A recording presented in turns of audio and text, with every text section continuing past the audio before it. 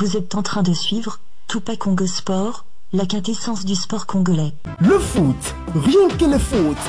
Désormais, nous avons un programme qui suit, semaine après semaine, l'évolution des footballeurs congolais à l'étranger. Les analyses, l'évolution, la carrière, le transfert, l'interview, le tout sur image. Le haut niveau sur votre chaîne Diasco Foot.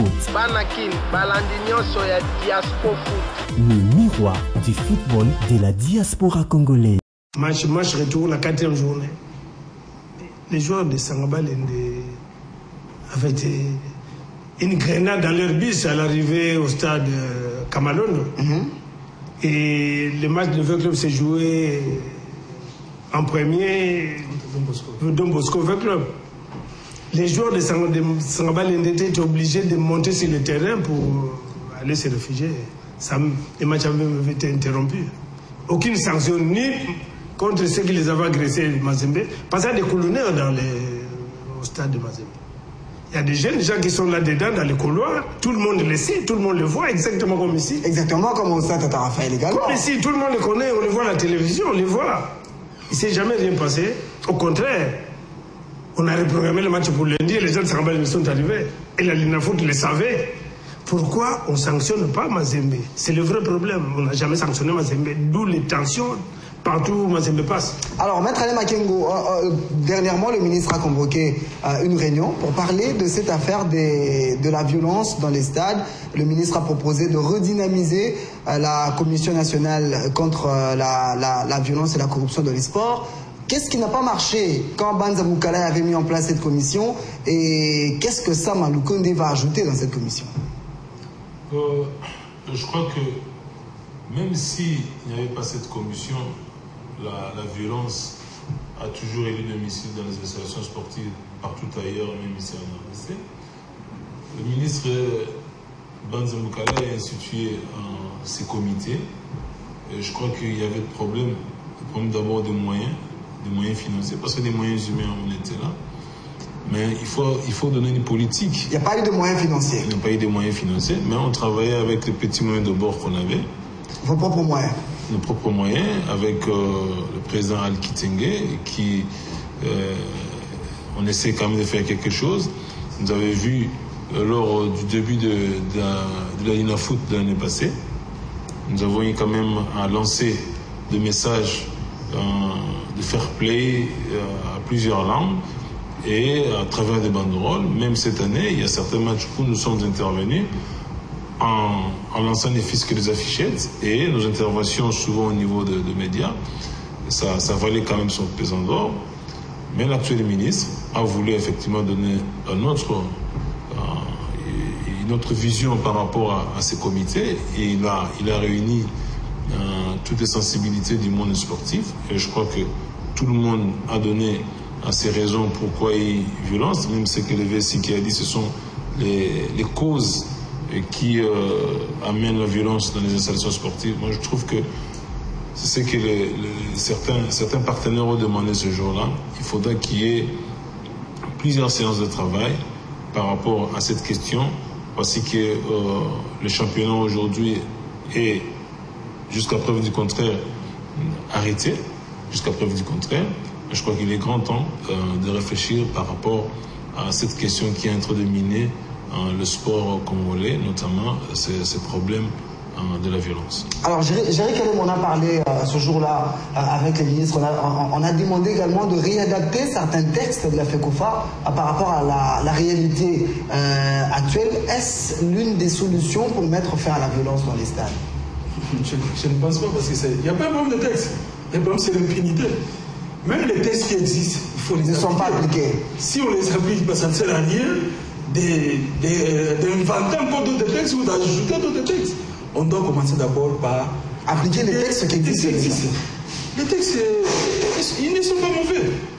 Les textes sont là pour être appliqués, mais on a l'impression, surtout que, même le VSI vient de le dire, depuis que le comité Caillot a pris les rênes de la Linafoot, c'est vrai que c'est vraiment pire par rapport même aux autres, même si les autres, c'était presque la même chose, parce que la manière d'appliquer les textes, c'était comme si c'était à la tête du client, c'est-à-dire certains clubs ont tenté de chercher peut-être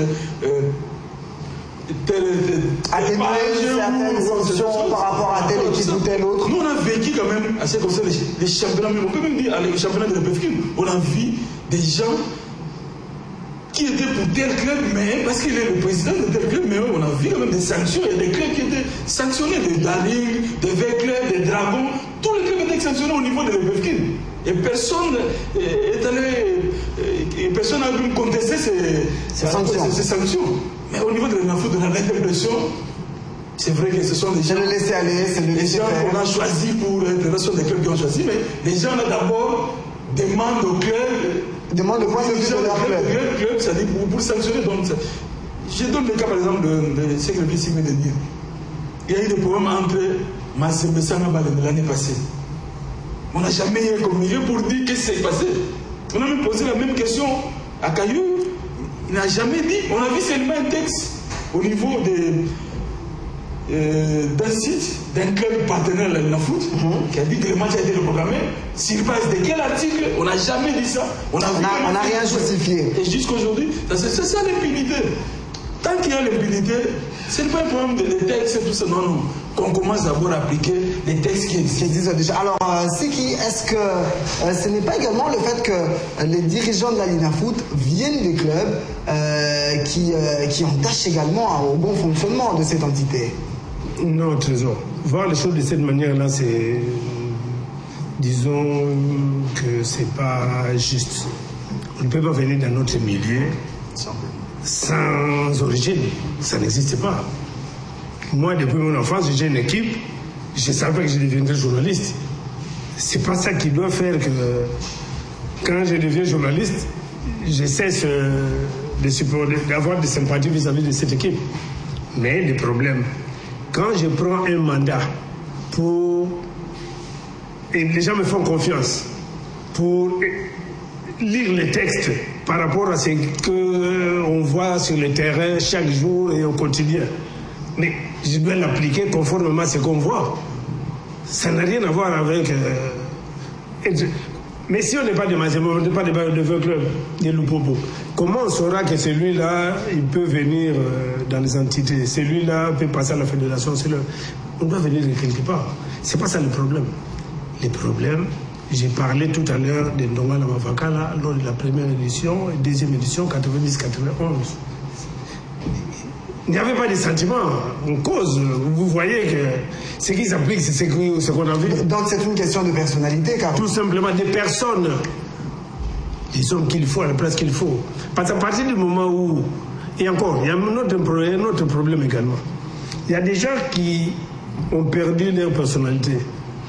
On croit que le président d'une entente, de n'importe quelle organisation, quand c'est lui qui fait la mouture, il y a les membres du comité oublient qu'ils ont reçu le même pouvoir de l'Assemblée générale et que s'il y a un président et un vice-président, ça c'est juste pour la forme, ça c'est pour l'organisation. Et les membres croient que le président peut tout imposer et se passer des textes. Malheureusement, il leur avait été dit dernièrement, lors de la dernière assemblée de la Linafoot, à l'hôtel Royal, que les championnats de la Linafoot ne fonctionnent pas par rapport au règlement général sportif. Et ça leur avait été dit par au cadre de la FECOFA. Et c'est grave, c'est dangereux. C'est pas comme ça. C'est pas parce que je suis de tel club que mon équipe, Géry disait tout à l'heure, qu'il y a des dirigeants qui ont frappé leurs équipes. C'est pas parce qu'ils n'aiment pas les équipes, mais ce sont les textes. Ils les sanctionnent. Tout simplement. Il y a un exemple. Dernièrement, Motema Pembe recevait Sangaba Lende. Il y a eu des tirs au stade. Les gardes du corps du président de Sangaba Lende étaient obligés de tirer. Il y avait des ordres au niveau de la tribune d'honneur. Je n'ai jamais entendu, je n'ai jamais lu des sanctions sur ce qui s'était passé. Comment les gens peuvent entrer au stade avec des armes de guerre? Mais comme si c'était jamais rien passé. Et encore, quand on sanctionne Motema Pembe, on met Motema Pembe à huis clos ces matchs. Parce que comme il est récidiviste, on lui a mis 4 matchs. pour avoir déjà les supporters arrêté le match contre Bazano. C'était 2 matchs, et puis 4. Mais au même Motema Pembe, 4 matchs. Les supporters de Motema Pembe quittent là où l'équipe s'entraîne pour aller à la FECOFA. Parce qu'ils savent que de ce côté-là, il y a un peu de complaisance. Donc si vous mettez la complaisance de la FECOFA, vous mettez le laxisme de la foot. Mais ça ne peut pas marcher. Ça ne peut pas marcher du tout. C'est là qu'on doit commencer. Alors, Maître Alain Makengo, vous avez ou encore vous continuez de plaider pour qu'on ingère aussi dans les textes, au-delà des sanctions du football, des sanctions également pénales, parce que ce qui se commet dans les stades, c'est pratiquement des infractions. Non, c'est prévu déjà. La loi pénale, elle est générale et impersonnelle. S'il y a des voies de fait, des blessures, il y a des blessures, il y a des faits, des injures, la diffamation. Mais la loi pénale, elle a déjà... Pourquoi elle n'est pas appliquée au stade? Pourquoi elle n'est pas appliquée au stade? C'est ça la question. Mais tout c'est l'armada de police qui viennent là-bas. Il y a des policiers qui sont là-bas, des OPJ de compétences générales. Ils peuvent se saisir des dossiers. Ils peuvent appréhender les fauteurs de troubles qui sont en train de commettre des infractions. Et je crois que le stade Tata Raphaël, c'est à côté du parquet de Calam. On les met à la disposition du parquet. Et puis, moi, j'avais même estimé, j'estime, pourquoi n'est pas, lorsque ces gens de flagrance, comme il a souligné, le jour du match, Sangabal, Motema Pembe, il y avait une flagrance, tout le monde a suivi. La justice devait directement se transporter là-bas pour mettre la main sur tout ce qui faisait. Quand vous dites la justice devait directement, qui dans cette justice doit directement se saisir de ce dossier? Je crois que... Le PGR, c'est l'OPJ qui est au stade. C'est pas en 2-3 minutes, en 10 minutes qu'on pourra décortiquer les partenaires ou bien les acteurs de la justice qui devaient descendre là-bas. Vous comprenez? Lorsqu'on parle d'une flagrance et que la justice peut descendre, un tribunal peut descendre directement pour organiser une audience de flagrance. Nous avons vu avec le Koulouna. On prend on arrête les colonnes en pleine action et on organise directement des audiences de flagrance. Soit vous êtes dans la commune d'Engine, on prend le tribunal d'Engine qui vient et statue sur la veine. Même ça peut se faire au niveau des stades de Tata Raphaël, c'est les ressorts du tribunal de grande instance Calam. Et il y a le tribunal, il y a les parquets, et il y a les avocats qui doivent défendre, parce que c'est pas dit que non, si vous cassez, vous ne pouvez pas être défendu. Il y aura des avocats qui vont défendre. Mais la finalité est qu'on mette hors d'état de nuire ce genre de personnes qui viennent gâcher la fête au niveau des stades.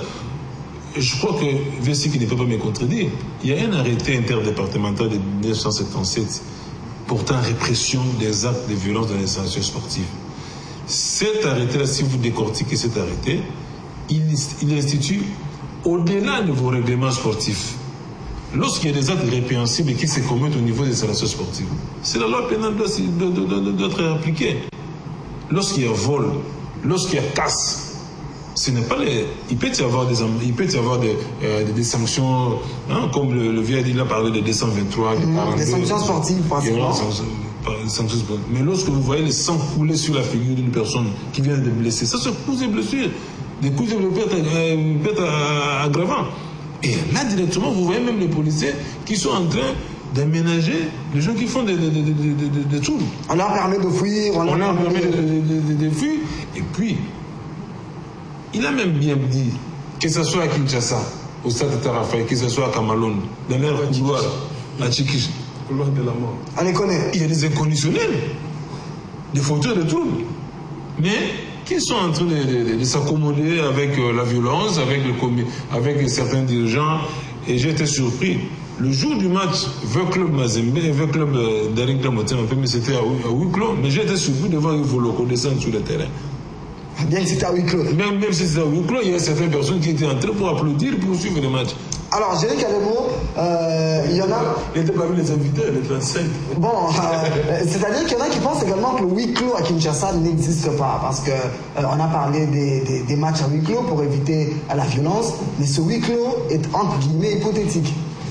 Non, quand on dit huis clos, il ne faut pas qu'il y ait des gens.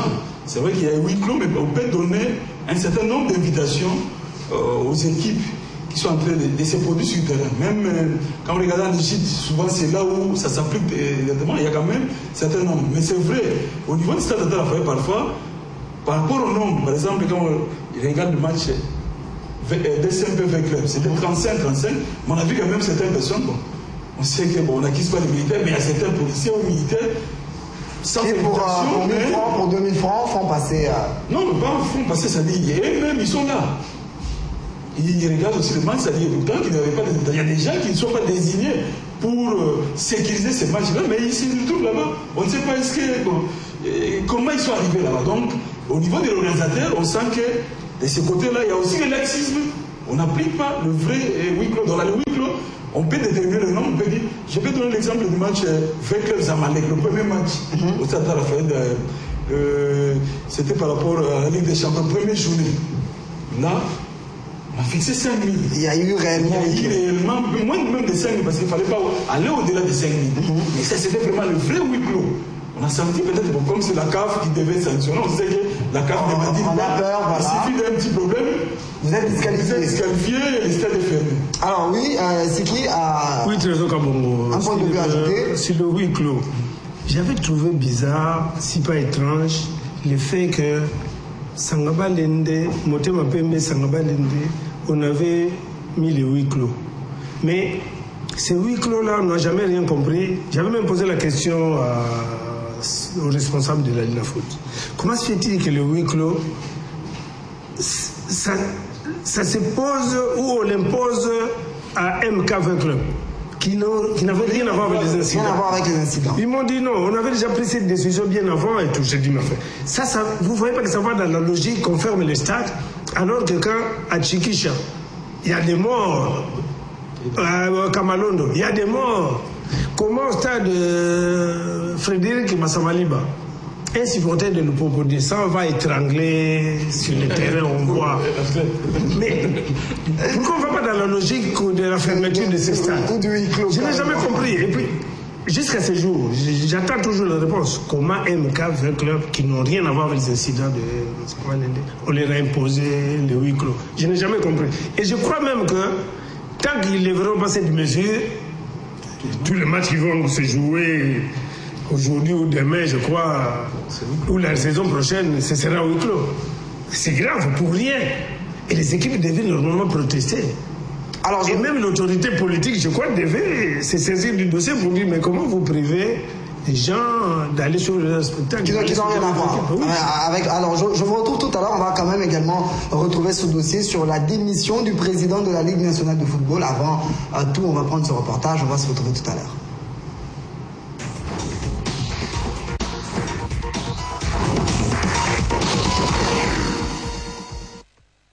La nouvelle est tombée comme un coup de foudre dans le football congolais. Simon Kayoyo Umbela, président de la Ligue nationale de football, a démissionné de ses fonctions depuis ce mardi 19 mai 2015. Ah oui, c'est confirmé parce que j'ai déposé la note ce matin à la FECOFA. Je vous des raisons de convenance personnelle. À la Fédération congolaise de football association, la démission du président de la Linafoot semble inconnue. Le secrétaire général de la FECOFA précise que la réunion qui s'est tenue ce mardi 19 mai était interrompue. Elle se poursuivra le mercredi 20 mai prochain. Je ne suis pas le président de la Linafoot.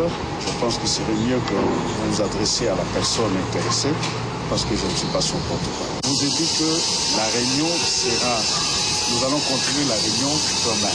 Et je pense que sur ce point-là, ce serait mieux que demain, vous veilliez pour qu'on puisse vous donner l'information concernant ce dossier. Quant au calendrier de la phase retour publié par la Linafoot et retiré 24 heures plus tard, Grégoire Badi explique qu'un calendrier qui allait au-delà du 31 mai n'avait pas de raison d'être car le ministre des Sports n'a pas encore accordé de dérogation. En vertu de quoi ce calendrier a été publié jusqu'à cette date-là au mois de juillet. On n'a pas encore la dérogation. Sans dérogation du ministre des Sports, le championnat national se sera alors terminé à la phase allée des playoffs. Les Dauphins Noirs de l'SV Club seront donc champions de la Linafoot avec 21 points. Rien n'est encore gagné ou perdu d'avance. Tout revirement reste probable.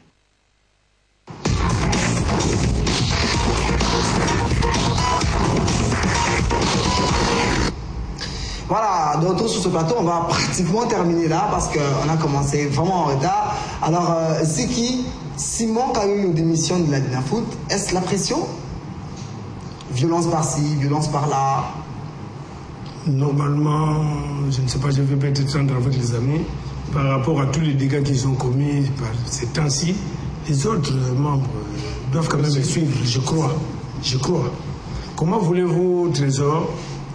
Maintenant, j'entre sur le plan technique. Les équipes, l'année dernière, il avait été annoncé par le président de la FECOFA que cette fois-ci, on a augmenté le nombre d'équipes. On est passé de 16 à 20 pour que les équipes puissent avoir beaucoup de matchs à jouer. Parce que pour la FIFA, le minimum pour les amateurs, c'est 45 à 50 matchs. Les professionnels de 54 dans les soirées vont jusqu'à 60. Il y en a qui voilà. Nos équipes, l'année dernière, n'avaient joué que 20 matchs. Et encore, en cours de route, il y a 12 équipes qui étaient parties, éliminées, qui n'ont pas pris part, au play-off, où il n'y avait que 4 équipes, Club Mazembe, Sangaba Don Bosco.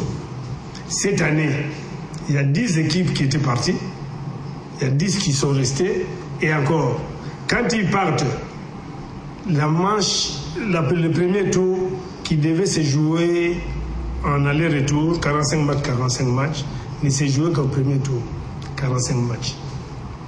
Et encore, quand on élimine les 10 équipes, c'est depuis le mois de décembre jusqu'à ces jours qui sont en chômage. Et les joueurs, et les dirigeants, tout le monde. Quel préjudice. Et encore, on va à la phase retour, ça doit être 45 matchs. Non, ça doit être que 90 matchs aller-retour.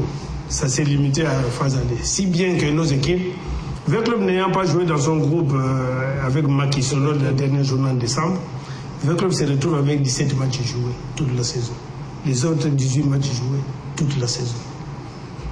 Enfin, comment voulez-vous qu'on soit compétitif, Trésor? Moi, je ne sais pas. Alors, malheureusement, le temps va nous faire défaut. Maître Ali Makengo, le président de la Dinafoot a démissionné.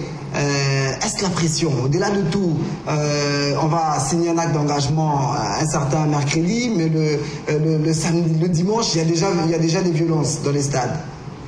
Non, c'est de bonnes guerres. Il s'avère être pratiquement dépassé. C'est de bonne loi. Il a trouvé que les objectifs n'ont pas été atteints, qu'il a échoué.